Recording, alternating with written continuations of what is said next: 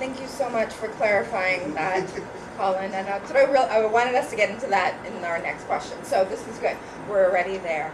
I wonder, since we're already on this subject and all of you talked and presented really wonderfully about the use of online campaigns, about the use of cyber activism and driving forward conversations, and really thinking about what and how social networking has transformed our conversations about gender and about feminism.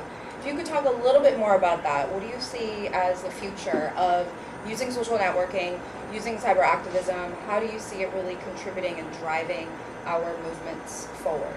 As you may remember from my statistics, there is a particular group that we see participating online, and I said before that that's good because the young people are getting involved, and the young people are the ones who are going to be making changes in the future. But I also think that the online media is very limiting.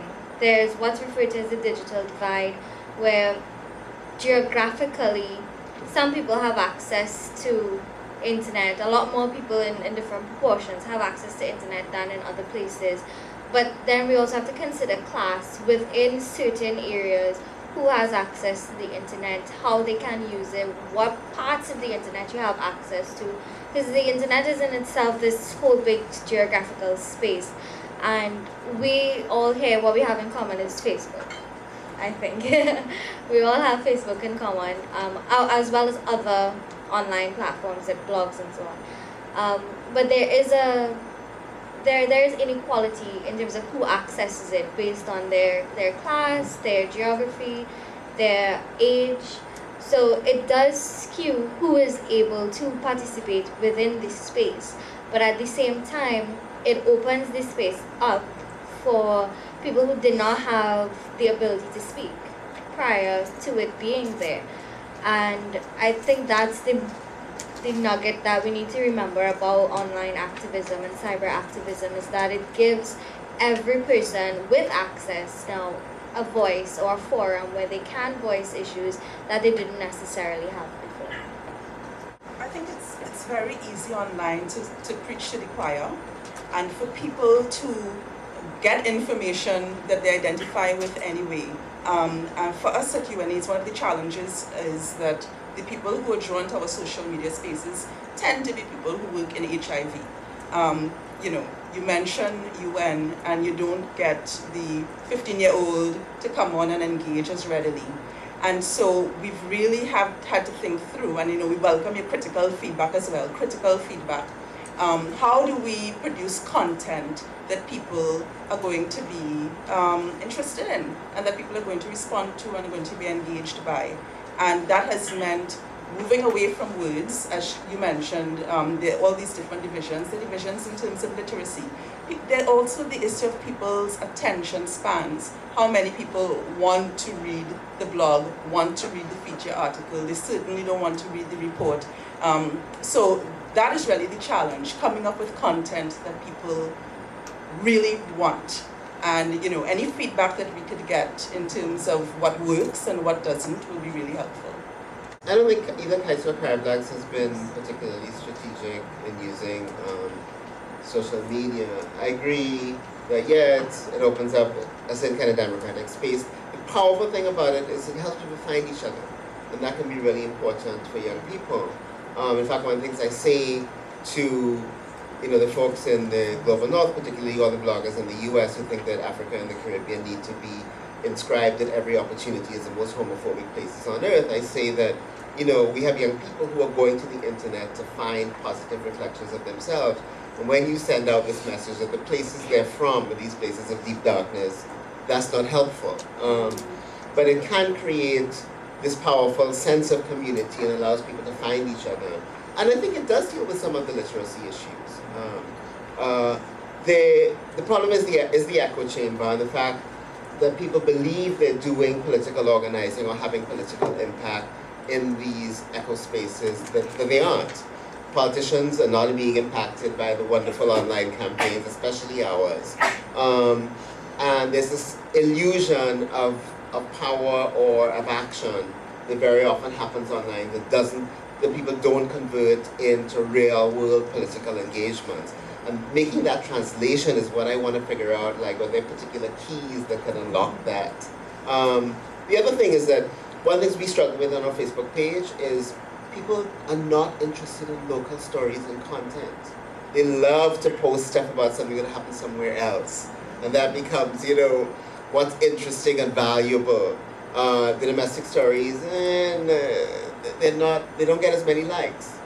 We struggle against marriage because we understand the powerful kind of symbolism of marriage on a personal level for many people, but that it's politically very problematic and it can shut down many opportunities because it's such a polarizing issue. But marriage stories get the most likes of anything that people post in social media, and it's really fascinating. So it cuts against some of our political instincts, and you know, it's trying to figure that out as well. I feel like there's always a tendency to denigrate, you know, well, I'm not saying that any individuals on the panel have done that, but there's always, you know, there's always this need to be very critical of online movements and cyber activism. And, you know, because there's like limited demonstrable change that emerges out of that space. But, you know, at this point, like, I very much value consciousness raising, and as myself, individual, a member of the sexual and gender minorities community, growing up as a child, you know, a youth, even though I'm still a youth, growing up as a youth, I would go on that interweb thing and try to find, you know, representations of myself or representations of individuals with like similar perspectives, and they were all white, North American, very cisgendered often, and you know, from a different class and with a different educational background necessarily than myself. And so I see a lot of value in like spaces like WOMANTRA and even spaces like I Am One, because as we've written before, like the sense of community is so important, and alienation and isolation is something that is really an issue when you deal with members of the sexual and gender minority community, especially within a space like this where people sometimes feel like they can't, because of, you know, prejudices and, you know, access to certain resources, that they can't interact with individuals who experience similar oppressions than themselves. And so and oftentimes they do spill over into like actual activism. Like my whole thrust into activism emerges from my presence online and my presence in like organizations like WOMANTRA. And you know, some of the most interesting conversations that I've seen, some of the most infuriating conversations that I've seen have been online. And you know, very rarely you do manage to tackle some very problematic individuals with some very problematic mindsets, and that they actually change. But at the very least, I know in my experience seeing individuals who I did not necessarily think thought that way, and in a positive sense, and seeing that they do think that way.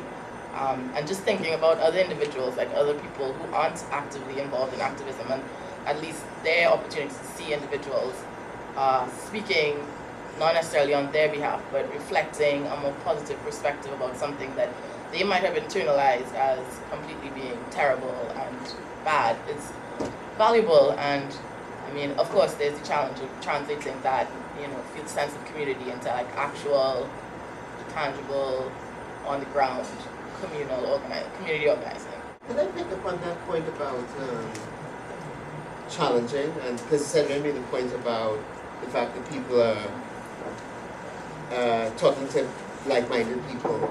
And one thing that troubles me a lot is the knee-jerk way in which our communities want to shut down any kind of homophobic speech online. Especially, you know, Facebook group starts up that has anything mildly offensive, we all rally up and we shut it down. And it disallows that opportunity to actually have conversations with people. Maybe they won't change their mind, but at least they'll be exposed to a different community of ideas. And our thrust has been, I think, too readily focused on censorship and not on dialogue. I personally believe that offensive ideas need to be engaged and not necessarily shut down. I mean, clearly violence and discrimination are wrong, and we need to have strong protections against them. But ideas about people's inequality, I think we need to allow a little bit more space, and we need to know where they exist in order to be able to engage them.